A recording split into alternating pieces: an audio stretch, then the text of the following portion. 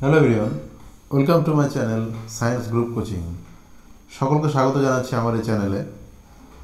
যে ভিডিওগুলো আমাদের এই চ্যানেলে চলছে সেটা হলো চাইল্ড ডেভেলপমেন্ট অ্যান্ড পেডাগজি, অর্থাৎ এসএসসি আপার প্রাইমারি টেট 2026-এর খুব গুরুত্বপূর্ণ একটা পার্ট হলো এই CDP, child development and pedagogy.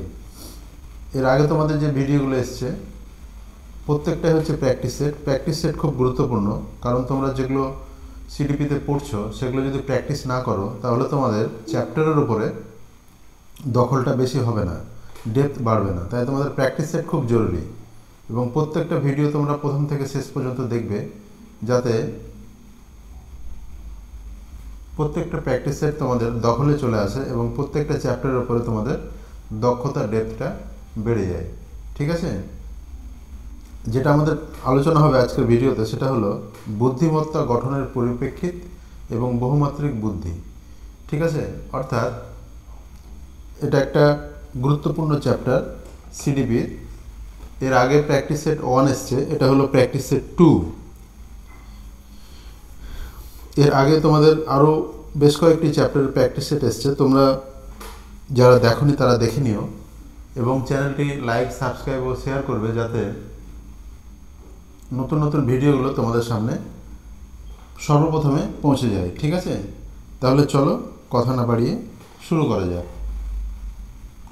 কি বলছে প্রথম কোশ্চেন, বিশেষ ক্ষমতার মতো ছোট নয় আবার বুদ্ধির মতো বড় নয়, সেটা কি? অঙ্ক কষা, শিক্ষকতা, ভাষাগত দক্ষতা, না গাড়ি চালানো? কোনটা? বিশেষ ক্ষমতার মতো ছোট নয় আবার বুদ্ধির মতো বড় নয়, সেটা কোনটা?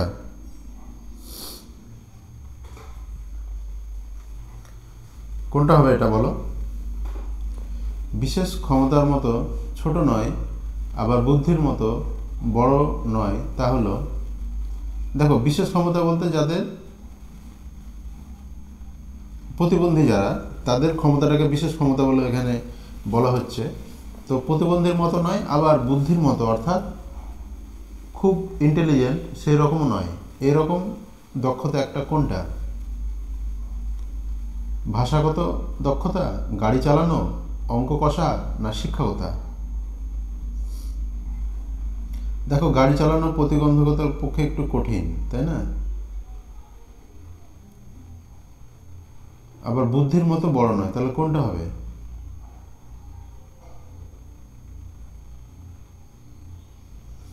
দেখো শিক্ষকতা করলে তো একটা বুদ্ধির মতো বড় হওয়া দরকার, তো সেটা নয় বলেছে, আবার বুদ্ধির মতো বড় নয়, তাহলে শিক্ষকতাটা হচ্ছে না। অঙ্ক কষতেও তো একটু বুদ্ধির দরকার আছে, তাই না? তাহলে বুদ্ধির মতো বড় নয় বলছে, তাহলে এটা হবে না। আবার গাড়ি চালানো, বিশেষ সক্ষমতার পক্ষে গাড়ি চালানোটা একটু কঠিন, কারণ সেখানেও তো বুদ্ধি লাগে। বুদ্ধি লাগে না, সেটা হচ্ছে ভাষাগত দক্ষতা। ভাষাগত দক্ষতা, এখন যে বিশেষ ক্ষমতা সম্পন্ন মানুষ সে আবার বুদ্ধির মতো বড় লাগে না, আবার বিশেষ ক্ষমতার মতো ছোটও নয়, যে কেউ চেষ্টা করলে ভাষা দক্ষতা অর্জন করতে পারে। তাহলে সঠিক উত্তরটি হলো সি।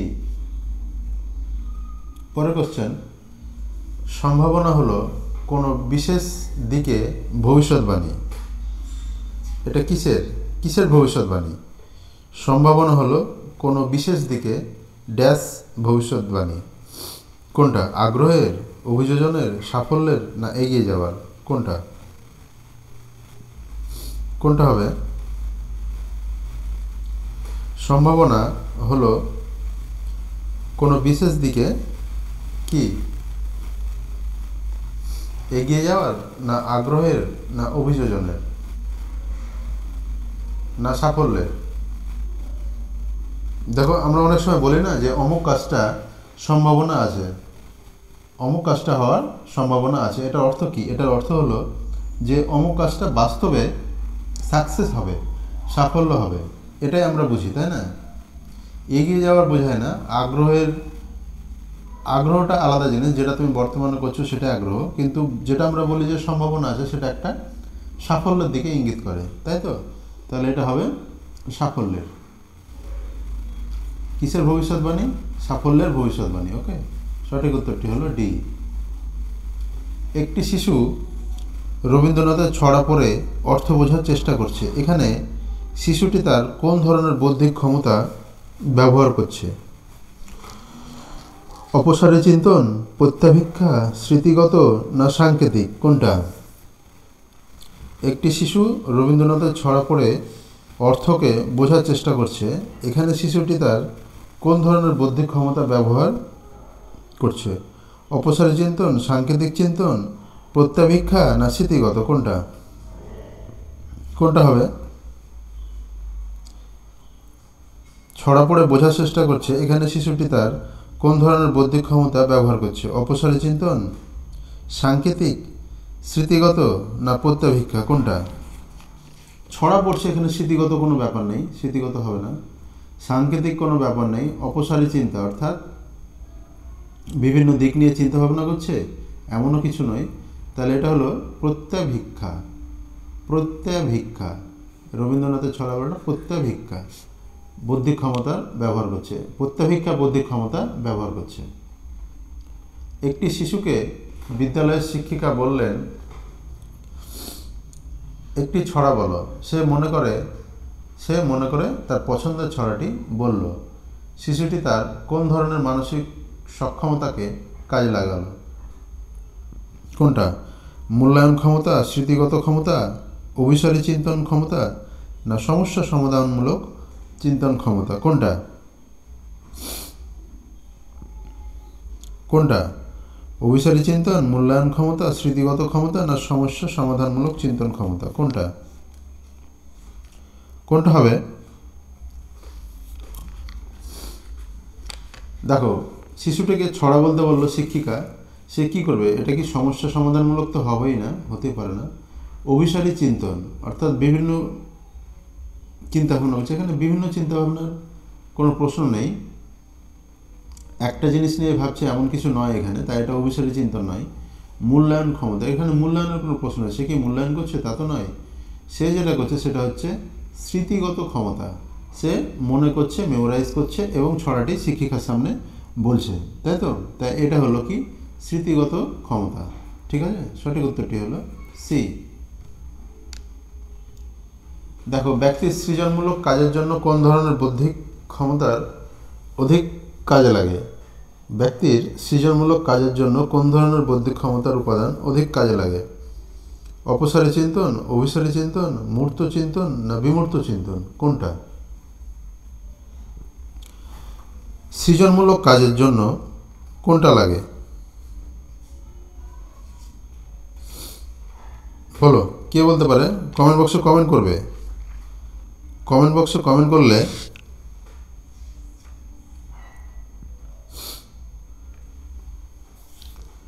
বলো কি হবে? ব্যক্তির সৃজনমূলক কাজের জন্য কোন ধরনের বৌদ্ধিক ক্ষমতার উপাদান অধিক কাজে লাগে? অপসারী চিন্তন, অভিসারী, মূর্ত চিন্তন না বিমূর্ত চিন্তন? দেখো, অপসারী চিন্তন মানে কি? কোনো একটা নির্দিষ্ট বিষয়ের কথা না ভেবে বিভিন্ন বিষয়কে নিয়ে চিন্তা ভাবনা করে, এটা হচ্ছে অপসারী চিন্তন। অভিসারী কোনটা? কোনো একটা নির্দিষ্ট জিনিস নিয়ে চিন্তা ভাবনা করা, এটা হচ্ছে অভিসারী। মূর্ত চিন্তন, মূর্ত চিন্তন মানে যেটা বাস্তবের চিন্তা ভাবনা, আমরা যেগুলো চোখের সামনে যে কাজগুলো করি বা দেখি সে সমস্ত জিনিস নিয়ে চিন্তা ভাবনা করা। আরেকটা হচ্ছে বিমূর্ত চিন্তন, মানে যেটা আমাদের নিয়ন্ত্রণের বাইরে, সেই জিনিস নিয়ে চিন্তা ভাবনা করা, এটা হলো বিমূর্ত চিন্তন। তাহলে এখানে কি বলেছে? কোন ধরনের বৌদ্ধিক ক্ষমতা অধিক কাজে লাগে? সৃজনশীল। সৃজনশীল মানে নতুনত্ব, ক্রিয়েটিভিটি যাকে বলছে। অর্থাৎ নতুনত্ব চিন্তা ভাবনার জন্য আমাদের কি দরকার? আমাদের অবশ্যই বিভিন্ন বিষয় নিয়ে চিন্তা ভাবনা করা দরকার। তাহলে সেটাকে কি চিন্তন বলছে? সেটাকে বলছে অপসারী চিন্তন। ঠিক আছে, সেটা হচ্ছে অপসারী চিন্তন। তাহলে সঠিক উত্তরটি হলো এ। নেক্সট কোশ্চেন, কোনো বিশেষ সমস্যার সমাধানে কোনটি বেশি কাজে লাগে? কোনো বিশেষ সমস্যার সমাধানে কোনটি বেশি লাগে? একক চিন্তন, অর্থগত চিন্তন, অপসারী চিন্তন না অভিসারী চিন্তন, কোনটা? কোনটা লাগে? কোনো বিশেষ সমস্যার সমাধান। বিশেষ সমস্যা বলতে কি বোঝায়? ধরো তুমি কোনো কঠিন একটা অঙ্কের সমাধান খুঁজছো, কোনো একটা কঠিন প্রবলেম ম্যাথে, সেটা তুমি সমাধান করতে চাও, তাহলে তুমি কোনটি বেশি লাগে তোমার? অপসারী চিন্তন অর্থাৎ বিভিন্ন জিনিস নিয়ে ভাবছো? না, এমনটা নয়। একক চিন্তন, শুধু একটা বিষয়ের উপর ভাবছো? তা নয়। অর্থগত চিন্তন, ওটার মানেটা বোঝার চেষ্টা করছো? এমনও কিছু নয়। যেটা হবে সেটা হচ্ছে অভিসারী চিন্তন। কারণ কি? অভিসারী মানে কোনো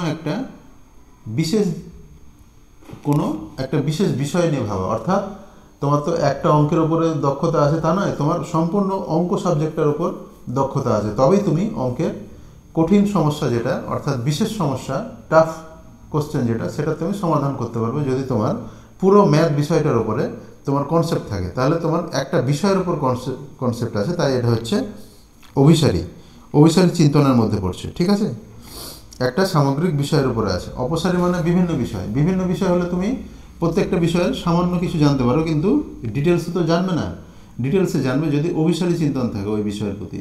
যেমন তোমার যদি ম্যাথামেটিক্সে পাণ্ডিত্য থাকে, তবে তুমি একটা কঠিন কোশ্চেনের সলভ করতে পারবা। ঠিক আছে, তাহলে সঠিক উত্তরটি হচ্ছে সি। ধরা যাক কোনো শিক্ষার্থীর সময়গত বয়স 8 এবং মানসিক বয়স 12, তার বুদ্ধাঙ্ক কত? বুদ্ধাঙ্ক বের করতে হবে। কত হবে?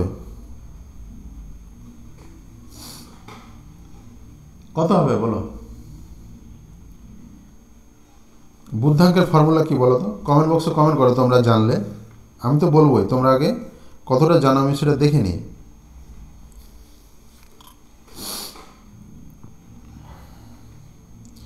আইকিউ মানে কি? বুদ্ধাঙ্ক ফর্মুলাটা কি? আইকিউ সমান কি?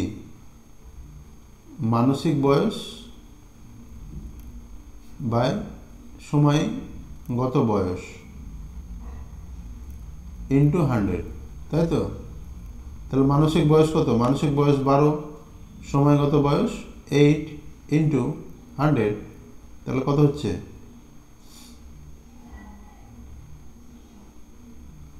কত হবে বলো? 4 2 8, 4 3, 2 দিয়ে 50, তাহলে কত হলো? 150। তাহলে সঠিক উত্তরটি হলো এ, 150।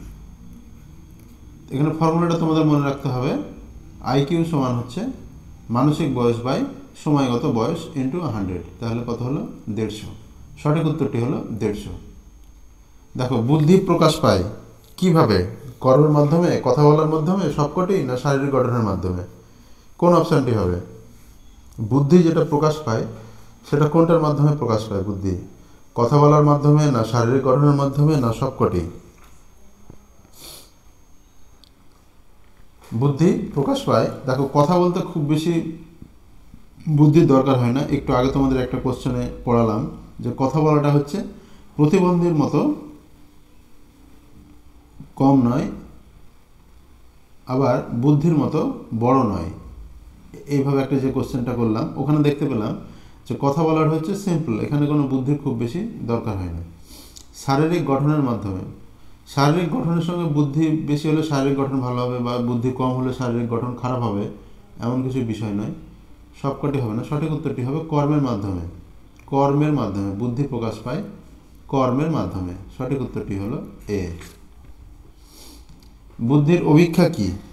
বুদ্ধির অভিক্ষা হলো বুদ্ধি পরিমাপের উপায়, বুদ্ধি যাচাইয়ের উপায়, বুদ্ধি জানার উপায়, না সবকটি? কোনটা হবে? বুদ্ধির অভিক্ষা কোনটা? বুদ্ধি পরিমাপের উপায়, না বুদ্ধি যাচাইয়ের উপায়, না বুদ্ধি জানার উপায়? কোনটা? দেখো, অভিক্ষা মানে হচ্ছে একটা সামগ্রিক প্রক্রিয়া। ঠিক আছে, সম্পূর্ণ সার্কেলের মতো একটা সামগ্রিক প্রক্রিয়া হচ্ছে অভিক্ষা। তাহলে বুদ্ধিটার অভিক্ষা মানে কি?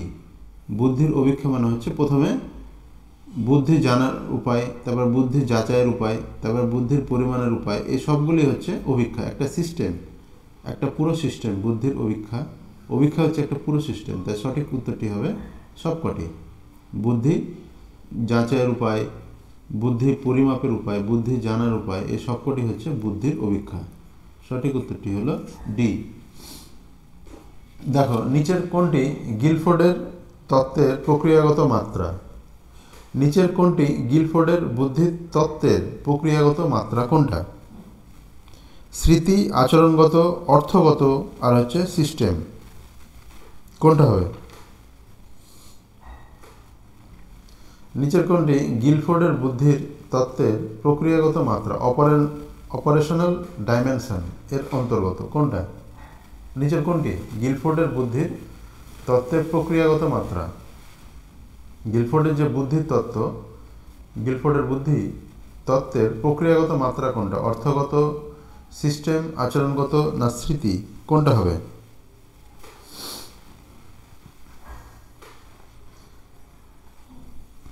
এটা তোমার মনে রাখতে হবে, সেটা হচ্ছে বুদ্ধির তত্ত্বের প্রক্রিয়াগত এর অন্তর্গত হচ্ছে স্মৃতি। স্মৃতি গিলফোর্ডের তত্ত্বের প্রক্রিয়াগত মাত্রার অন্তর্গত হচ্ছে কি? তোমাদের স্মৃতি।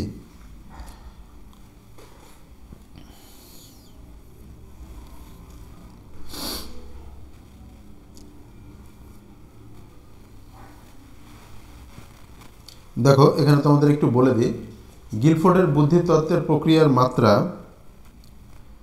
এখানে কোনটা অন্তর্গত বলেছে? দেখো মূলত 5টা আছে তোমাদের গিলফোর্ডের, সেটা হচ্ছে প্রথমত হচ্ছে বোধগম্যতা বা প্রত্যাভিক্ষা। বোধগম্যতা বা প্রত্যাভিক্ষা, এটা নাম্বার 1। নাম্বার 2 হচ্ছে স্মৃতি। নাম্বার 3 হচ্ছে অভিসারী উৎপাদন। অভিসারী উৎপাদন। 4 নম্বর হচ্ছে তোমাদের অপসারী উৎপাদন। অপসারী উৎপাদন। আর 5 নম্বর হচ্ছে মূল্যায়ন। মূল্যায়ন। এই 5টা হচ্ছে গিলফোর্ডের বুদ্ধির তত্ত্বের প্রক্রিয়াগত মাত্রা, অপারেশনাল ডাইমেনশন যাকে বলছে। অপারেশন ডাইমেনশন, অপারেশনাল ডাইমেনশন এই 5টা। এই 5টার মধ্যে এখানে কোনটা আছে দেখো, এখানে বলেছে স্মৃতি। এই যে স্মৃতি, বাকিগুলো নেই, এই 5টার মধ্যে স্মৃতি আছে, তাই সঠিক উত্তরটি হবে এ। ওকে, তাহলে অভিসারী উৎপাদন, অপসারী উৎপাদন, স্মৃতি, বোধগম্যতা আর হচ্ছে মূল্যায়ন, এটা হচ্ছে গিলফোর্ডের বুদ্ধির তত্ত্ব। চলো নেক্সট কোশ্চেন। বুদ্ধির বাছাই তত্ত্ব এর প্রবক্তাকে? বুদ্ধির বাছাই তত্ত্ব এর প্রবক্তাকে? বুদ্ধির বাছাই তত্ত্ব এর প্রবক্তা তোমাদের মনে রাখতে হবে থমসন। থমসন আছে, হ্যাঁ থমসন। বুদ্ধির যে বাছাই তত্ত্ব সেটা কে বলেছিলেন? থমসন। ঠিক আছে। আচ্ছা, তারপরে এ বুদ্ধি ও বি বুদ্ধির কথা কে বলেন? এর আগে তোমাদের একটা এরকম কোশ্চেন করিয়েছিলাম, এ বুদ্ধি ও বি বুদ্ধির কথা কে বলেন? এটা তোমাদের বলতে হবে।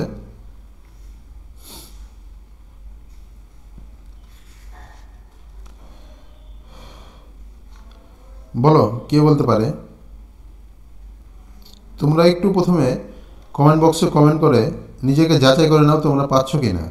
ঠিক আছে, তোমরা যাচাই করে নাও নিজেকে পারছো কি না, তারপর তো আমি বলবো সব পুরোটাই। ঠিক আছে, তাহলে এ বুদ্ধি ও বি বুদ্ধির কথা কে বলেন? এটা বলেন হেব, মনোবিদ হেব। এটা তোমাদের মনে রাখতে হবে, খুব গুরুত্বপূর্ণ কোশ্চেন। এ বুদ্ধি এবং বি বুদ্ধির কথা বলেন হেব।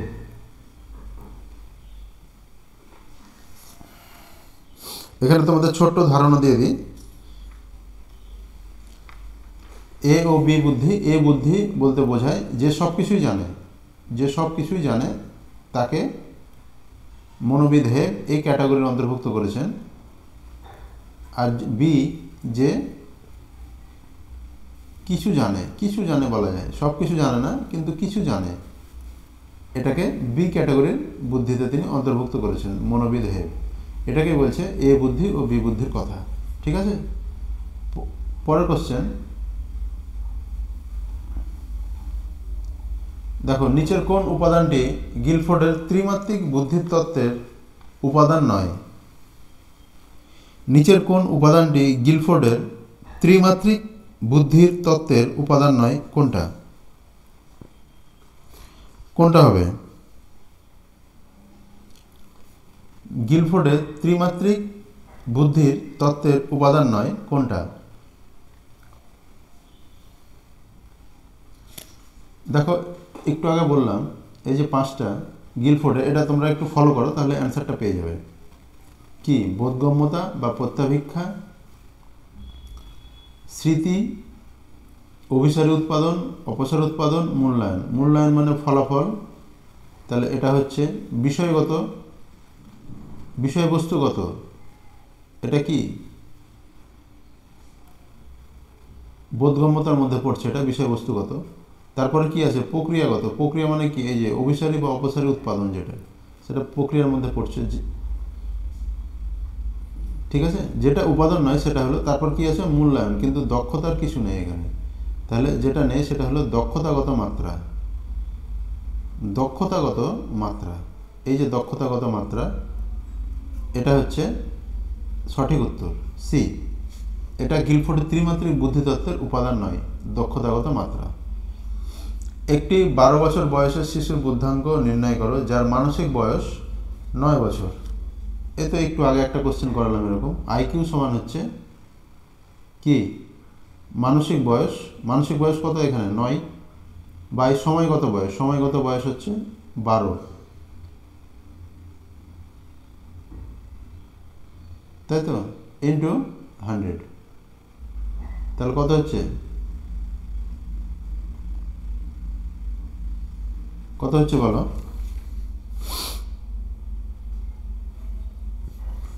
কত হবে? তোমরা নিজেরা ক্যালকুলেশন করো, কত হবে?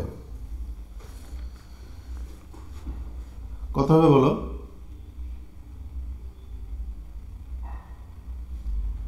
এটা 3 দিয়ে কাটো। 3, 4,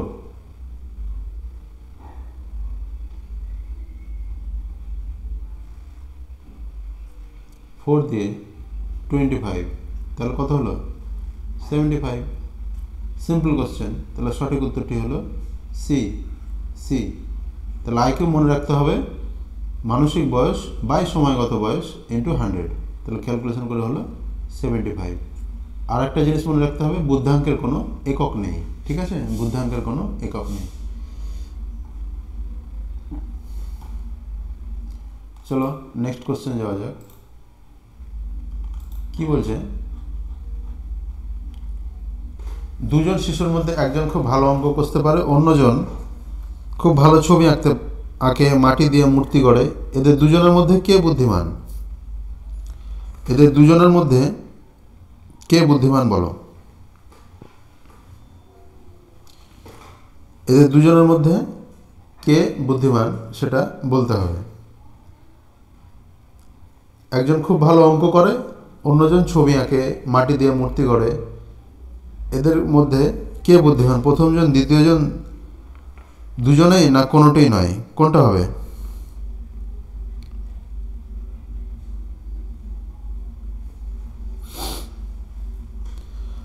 এদের মধ্যে দুজনের মধ্যে কে বুদ্ধিমান? দেখো, কার বেশি বুদ্ধি বা কার কম বুদ্ধি এটা কিন্তু বলেনি এখানে। এখানে বলেছে বুদ্ধিমান, জাস্ট বুদ্ধিমান, বুদ্ধি আছে কিনা এইটুকুই। তাহলে কি বুদ্ধি আছে? অবশ্যই আছে। যে অঙ্ক ভালো করতে পারে সে তো অঙ্কতে তার ভালো বুদ্ধি আছে বলেই সে অঙ্ক করছে, তাহলে সে অঙ্ক করতে পারে। আর যে ভালো ছবি আঁকে তার ছবি আঁকাতে দক্ষতা বেশি আছে, বুদ্ধি আছে, তাহলে সেজন্যই সে ভালো ছবি আঁকে, তাই তো। তাহলে দুজনের বুদ্ধি দুই রকম প্ল্যাটফর্মে দুজনের বুদ্ধি আছে। তাহলে উত্তর হবে সি, দুজনেরই বুদ্ধি আছে। ঠিক আছে, তাহলে সঠিক উত্তর সি। পরের কোশ্চেন, গিলফোর্ডের বুদ্ধির গঠন সংক্রান্ত তত্ত্ব অনুযায়ী বুদ্ধির মাত্রাগুলি কি কি? গিলফোর্ডের বুদ্ধির গঠন সংক্রান্ত তত্ত্ব অনুযায়ী বুদ্ধির মাত্রাগুলি কি কি? প্রক্রিয়াগত, বিষয়বস্তুগত, ফলাফল না সবকটি? কোনটা কোনটা হবে?